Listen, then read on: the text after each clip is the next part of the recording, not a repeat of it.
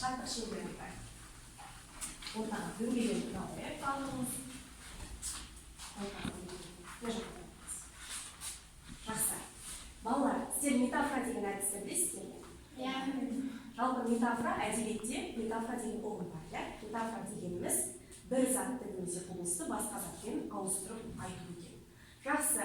Енді біз осы әдісті қазір секілді сәтінде қолданамыз. Мысалы, мен күнмін деп айтамын. Мен өзімді күнге ауыстырып айтамын. Неге? Мен күнмін, өйткені мен айналаға шуақ нұр шашамын. Ал сіздер де өздеріңізді басқа затпен құбылысқа ауыстырып айтуға болады. Сіздер қалай деп ойлайсыздар? Я? Кім айтқысы келеді? Мен кітаппын. Айтамын. Мен кітаппын дейді. Неге? Өйткені мен кітап сияқты ақылдымын. Кітап сияқты ақылдымын. Өте жақсы. Сен ше? Мен желмін, өйткені мен тез жүгіремін. Тез жүгіремін. Өте жақсы. Мен гүлмін, өйткені гүлдей әдемі. Өте жақсы. Гүлге теңеп тұр өзің. Мен жұлдызбын, өйткені мен мектептен көрінемін. Дұрыс. Өте жақсы. Мен аймын, ай сияқты өте әдемі. Жақсы. Түсінікті ғой, иә, балалар? Жақсы. Рахмет сіздерге. Отыра қойыңыздар.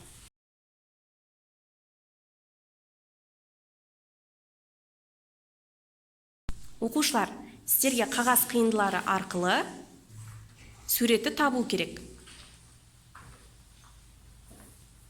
Я, тез-тез құрастыра қойыңыздар. Болдық. Болдық па? Иә, болдық. Я, қандай сурет шықты? Қайсысы? Көрейік. Қазақтың қонақжайлығы туралы сурет шықты. Қонақжайлылық туралы дейсіз. Дастарханның суреті. Адамдар бір-бірімен шүйіркелесіп отыр, солай ма? Жақсы. Мақсатымен таныс болайық. Мәтіннің атауын талқылау және алғашқы бөлігін тыңдау арқылы көтерілетін мәселені болжау. Бағалау критерийлері. Мәтінді тыңдау арқылы көтерілетін мәселені болжай алу, үстеулерді ажыратып мәтіннен таба алу. Жақсы оқушылар. Біз қазір жаңа тақырып бойынша мәліметтерді сіздерге айтып өтейін. Жалпы қазақ отбасына тән абзал қасиеттердің бірі ол ежелден келе жатқан қонақжайлық екен. Қонақ болу үшін таныс болудың қажеті жоқ, діндес, теңдес, құрдас болудың қажеті жоқ екен. Әрбір жолаушы кез келген қазақ үйіне кіріп келіп, өзінің сыбағасын сұрауға құқылы болған екен. Бұл дәстүрдің шығу тегін Алаш ханға апарып тіреді екен. Алаш хан қартайған кезінде қолында бар малды төртке бөлген екен. Яғни Алаш ханның 3 ұлы болған екен. Бірінші ұлының аты ұлы жүз екен. Ұлы жүзге бір малының бір бөлігін бөліп береді. Орта жүзге екінші бөлігін береді, ал кіші жүз деген ұлына үшінші бөлігін берген екен. Ал қалған бір бөлігін кімге берді деп ойлайсыздар? Қалған бір бөлігін қонақтар келген кезде біз оларға асып береміз деп қонақтарға малын алып қалған екен. Сонда қазақ 40-тың бірі Қыдыр деп неге атайды екен? Мұнысы қонақты қума, қонақтың шарапаты тиеді. Бірінен болмаса екіншісінен құт келеді деген мағынаны білдіреді. Қонақты қуа берсең құт қашады деген бар. Қонақ болып отырған адам тіпті жауын болса да өз үйдің иесі өз үйінде оған не істемеу керек? Зиянын тигізбеу керек екен. Әдетте жолаушы қонағы келіп қалған кезде ертеде қазақ ауылында ең әдемі ақ үйге жолаушыны кіргізетін болған. Яғни ең тәуір, ең әдемі жарық үй осы үйде сол үйге кіргізетін болған. Қазақ отбасында балалар жастайынан қонақжайлыққа тәрбиеленеді. Неге? Өйткені халық дәстүрі бойынша келген қонаққа оқушылар не сұрайды? Ертек айтыңыз, немесе жыр айтып беріңізші деп үйрететін болған. Домбыра тартыңыз, немесе өнерлі қонақ болса, ән сұрайтын болған екен. Осындай халықтың құндылықтарын тыңдап өскен бала қандай ұрпақ болып өседі? Әнді тыңдап, күйді бойына сіңіріп, өнерлі болып өседі. Дастан мен жырды тыңдап, ертегіні тыңдап өскен бала рухани азығы мол адамға айналады екен. Сондықтан да адам болар бала қонаққа үйір деп атайды екен. Сондай халықтың нақылы бар. Яғни бала қонаққа үйір болса, бұл нені білдіреді? Рухани жағынан толысқан кемел адам болады дегенді білдіреді екен. Жақсы оқушылар. Қазақтың қонақжайлығы туралы түсіндік пе? Қандай қонақжай халық екен, қазақ? Жақсы. Жалпы біздер қонақ туралы, қонақжайлық туралы мақал мәтелдер білеміз бе? Қандай нақыл сөздер білесіздер? Айтып отырыңыздар. Я. Қонақ туралы қандай мақал бар? Адам болар бала қонаққа үйір. Адам болар бала қонаққа үйір. Жақсы. Сосын тағы да қандай нақыл сөздер бар? Қонақты қусан, құт қашады, иә, жаңа ғана айттық қой. Жақсы. Сіздерге келесі сұрақ. жалпы қазақтың қонақжайлығы басқа халықтардан ерекшелене ма? Қандай ерекшелігі бар екен? Айта аласыз. Оларға мысалы бір адам қонаққа жай үйіне кірсе, ол оны қонақжайлықпен қарсы алу керек. Оның басқа біреудің үйіне кіріп ет асып беріп, солай айтуға құқығы бар. Құқығы болған. Басқа елде ондай жоқ, иә? Танымайтын адам кіріп келіп ет аспайды ғой, иә? Бұл кім деп ойлап қалады. Жақсы, айта ғой. Қазақ халқында даладағы келіп келген адам да қазақ халқына қонақ болып саналады. Ол қазақ халқының қонақжайлығы мол екенін, сосын сыпайы екенін. Дұрыс, сыпайы, қандай сыпайы халық? Иә, жүрегі кең халық. Айта ғой. Жапон халқында біреу саған қонаққа келетін болса, сен оған, ол саған міндетті түрде сыйлық алып келу керек. Ал біздің қазақта біреу бізге қонаққа келетін болса, ол бізге сыйлық әкелуге міндетті емес. Яғни біз соңғы атымыз болса, соңғы қойымыз осы болса, қонақ келсе оны сойып береміз. Ертеде солай болады екен, иә? Жақсы. Оқушылар, қазақ тілінде қанша сөздер бар? 9 сөздер бар, иә? Біз соның ішінде 5-ші сыныптан бастап нешеуін өттік? Қайталайықшы. Қандай?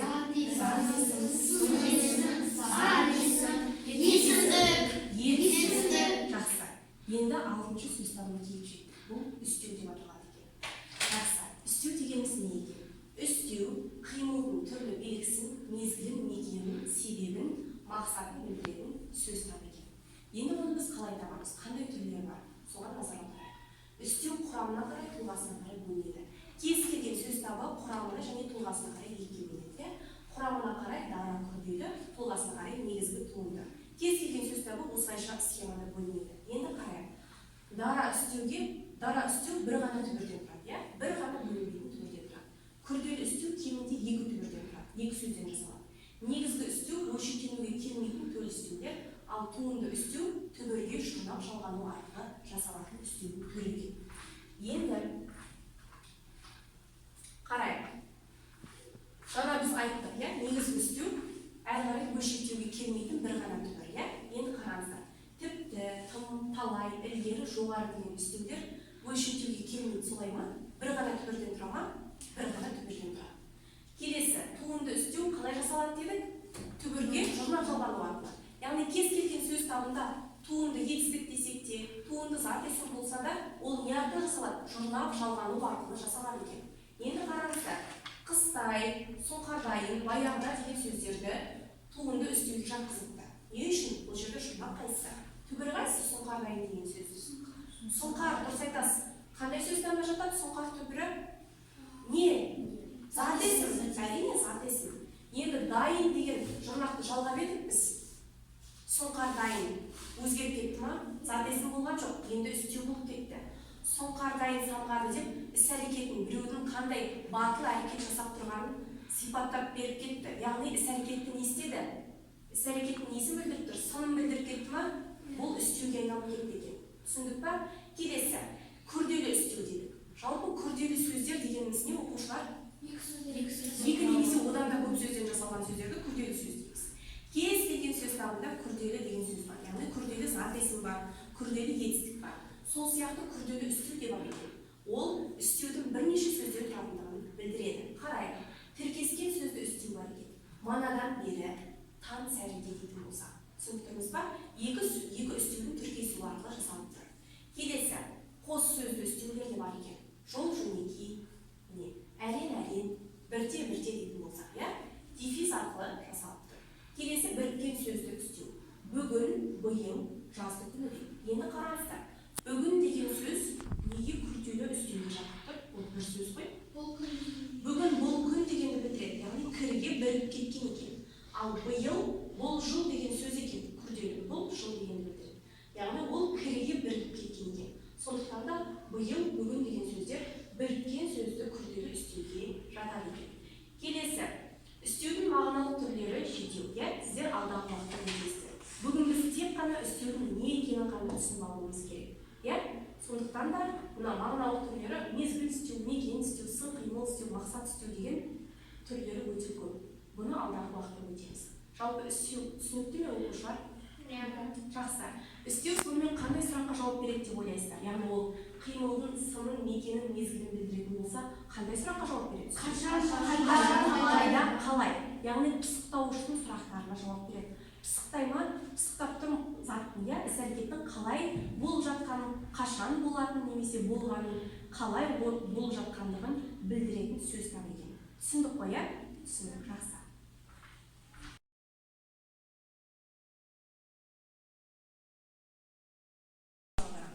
Қазір сіздерге аудио мәтін қосамын.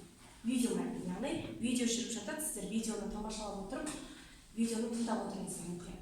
Осыны тыңдау арқылы қазір ішінен үстеуді тауып алуларыңыз керек, иә? Видео мәтін қосамын қазір.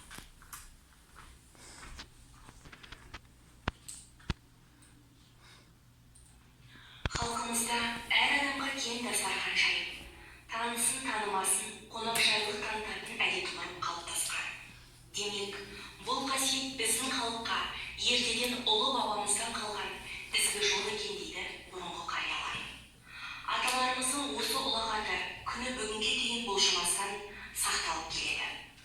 Қонақжайлылық танытып, дәм тұз ұсынғанда туыс туған, бай кедей, әйел еркек, жарлы жақыбай деп бөлмей, бірдей дәм ұсынады. Төріне отырғызып, үйіне қондырып, қолынан келгенше риза етіп аттандыруға күш салады. Қазақ үйлері дәмді, жақсы тағамдарын өздері жемей, қонаққа деп әдейі сақтап отырады. Ел ішінде кісі түсетін үй деген жақсы сөз бар. Бұл дастарханы кең, берекелі, қонақжай, тәлім тәрбиелі үй деген сөз. Қонақты қазақтар арнайы қонақ, құдайы қонақ және қыдырма қонақ деп үшке бөледі. Арнайы қонақ әдейі сәлем беруге келген, немесе арнайы шақырылған. Құдайы қонақ алыстан келе жатқан, танымаса да демалып, ат шалдыруға тоқтаған қонақ. Ал қыдырма қонақ сол үйдің семіз соғымын, дәмді тамағын аңдып келген қонақ. Бұрынырақта қонақасы беру деп, қонақ күтудің айтарлықтай үлгілері болған. 18 ғасырдың орта кезінде Қытайдан келе жатқан Абылайды Саңқай төре қонақ етіп, 115 тай сойған. Қазір ол жер тай сойған деп аталады. Қонағына жалғыз атын сойған Атымтай Жомарт қонағасы берудің үлгісі ретінде қазір аңыз әңгіме арқауына айналған. Жақсы. Үлгердік па тыңдап? Бірінші мәтіннің мазмұнымен таныс болады, иә? Қандай қызықты, қандай нәрселер айтылды? Қонақ шақырғанда ол үшке бөлінеді. Үшке бөлінеді екен, жақсы. Қандай атаулары?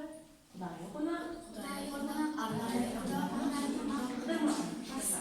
Және Абылай ханға Қытайдан келе жатқанда Шаңқайда оған Саңқай төре 115 тай сойған. 115 тайды сойған екен Абылай үшін. Көрдіңіздер ме? 115 жылқыны алып біреу соя ма қазір? Жоқ. Ертеде сонда қазақтың бұл мәрттігі, қазақтың біртуар ұлы хан Абылай келе жатыр деген кезде ол 115 тайын алдын алып келіп сойған екен.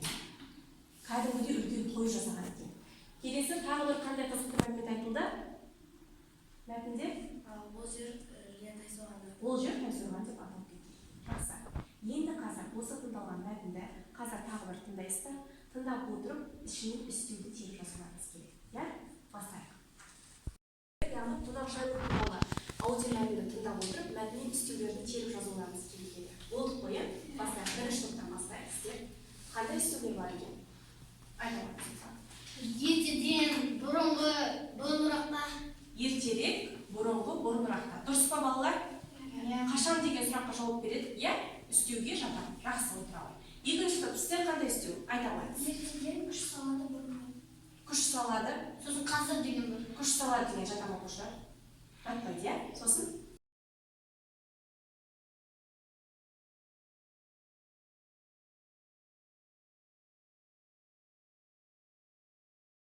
Жақсы. Мұстафаның сұрағы қандай еді? Қазақ халқын қонақжай халық дейміз. Осы қонақжайлықтың қандай зиян жақтары бар дейміз? Біздің қонақжайлық біздің қанымызға сіңген.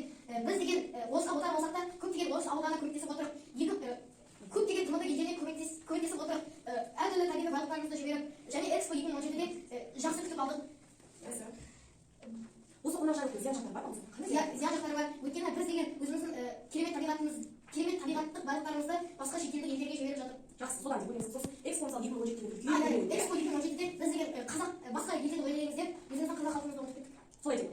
жақсы. Яғни туристер, қонақтар көп келді ма? Экспо деген жерде өз көзімізбен де барып көріп келдік, иә? Қонақтар көп келді, туристерді құшағымызды айқара ашып қарсы алдық. Ал бұның зияны жақтарға болды, солай ма? иә, Мұстафа жаңа айтып өтті. Сонда қазақ халқын қонақжай халық дейміз. Бірақ осы қонақжайлықтың зияны бар екен Мұстафа? Қорытынды қандай қорытындыға келдің? Осы қонақжайлықтың зияны бар. Өйткені біз деген өзіміздің табиғи байлықтарымызды басқа елдерге жіберіп жатырмыз. Жіберіп жатырсыз ойлайсыз. Жақсы. Енді тарихқа көшіп өтсек жалпы 19 ғасырда біздің қазақ жеріне орыс переселендері қоныс аударған. Өздеріңіздер білесіздер тарихтан. Енді қараңыздар, біз ол орыстар қуып жіберген жоқпыз ғой, иә? Біздің құшағымызды жайып қарсы алдық. Олармен бірге етене көрші болып кеттік, дос болып кеттік. Сонымен қатар Қазақстанда қаншама ұлттар бар, иә? Қанша ұлт бар мысалға? 100-ден аса ұлт бар. Олар бізде татулықта өмір сүріп жатыр ма? Ешқандай білімсіз татулықта тұрып жатыр. Соның барлығы ненің арқасында дейміз? Біздің қонақжайлығымыздың арқасында. Біздің жүрегіміз кең, иә? Жомарт халықпыз. Осындай қонақжай халық болса, олар емін-еркін бір елдің астында өмір сүріп жатыр. Жақсы, рахмет Мұстафа. Бала қонаққа келгенде қалай түсінеміз? Қазақ отбасында қонақ келгенде қонағасы беріледі. Қонағасы берілген соң қонақтан әңгіме немесе қиссалар, өнері болса жыр тартқызып, ән айтқызады. Осы дәлелдер, осыған дәлелдер келтірсек, соның арқасында қазіргі балалар қоршаған ортаға көзқарасы қалыптасып, өзінің ойы кеңейеді. Рухани бай ұрпақ болады дейсің. Жақсы. Қалай қорытындылар? Қорытындылар керек. Бұндай дәстүрлерді сол ерте ғасырда қадірлеп келе жатыр. Біз сол дәстүрлерді қадірлеуіміз керек.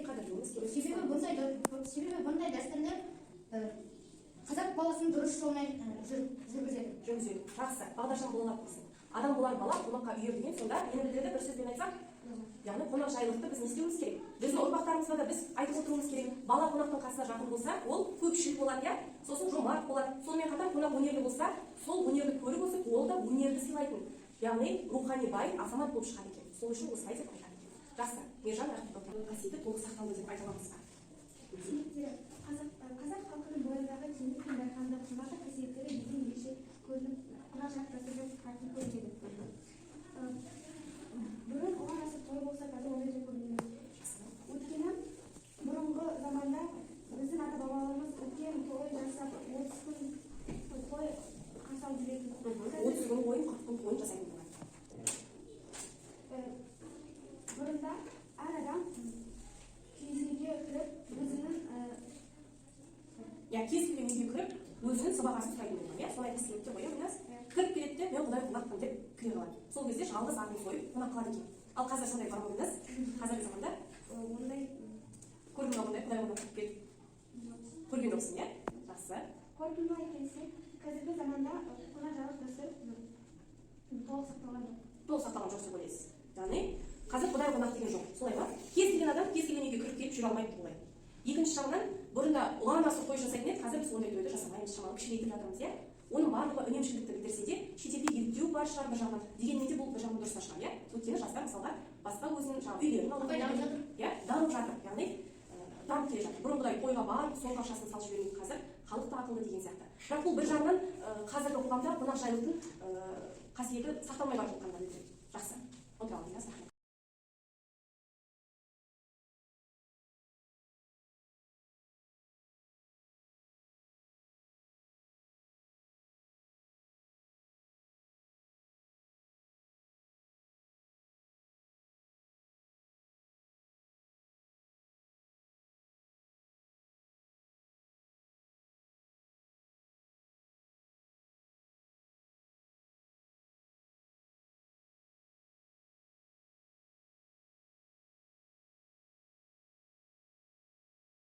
Бүгінгі сабақта істеуді түсіндім. Істеу дегеніміз қаншаған, қайда, қалай деген сұрақтарға жауап береді. Істеу мағыналық түрі бойынша 7-ге бөлінеді екен. Және де мен бүгін қонақжайлық туралы білдім. Түсіндім деп ойлаймын, өйткені біз бүгін істеу өтті, қонақжайлықты өттік. Қонақжайлықты мен жақсы түсіндім, өйткені аудио, видео тыңдадым. Қазақтың қонақжайлығы мол екенін түсіндім. Және істеудің нешеге бөлінетінін, мысалы мезгіл істеу, мекен істеу. Бүгін мен хатты өте жақсы түсіндім, себебі бізде аудио мәтіндер берілді. Оның ішінде студияда тапты. Қонақжайлық яғни үшке бөлінеді, арнайы қонақ, құдайы қонақ және қыдырма қонақ деп бөлінеді. Яғни арнайы қонақ дегеніміз өзіміздің арнайы шақырып келген қонағымыз. Құдайы қонақ дегеніміз бізге алыс жолдан немесе тағы басқа жерлерден келіп жатқан демалуға келіп жатқан қонақтар. Яғни қонақжайлық ол біздің ата дәстүріміз. Қонақжайлықта көптеген қонақтар болады, неше түрлі тағамдар пісіріледі.